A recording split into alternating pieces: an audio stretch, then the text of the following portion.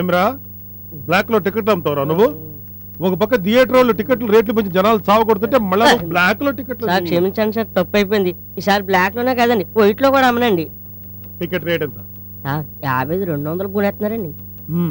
Cinema ఎలా ఉంది? Cinema sir super super super. చూసిందే చూడాలనిపిస్తుంది 100 డేస్ సార్. ఈ సినిమాలో హీరో ఫైట్లు ఇరగదీశాడండి.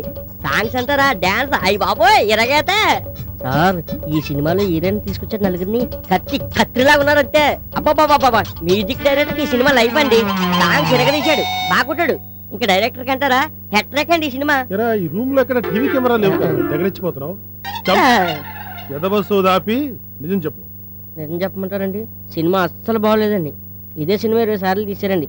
ఈ సినిమాలో హీరోయిన్స్ అంటే అబ్బా ఒళ్ళు తప్ప ఎక్స్ప్రెషన్ చూపించలేదండి. ఇంకా సాంగ్స్ అంటారండి, వాళ్ళు ఎందుకు తీశారండి వాళ్ళకే తెలియలేదండి. చూసి నాకు తెలియలేదు. పరమ చెత్త అండి.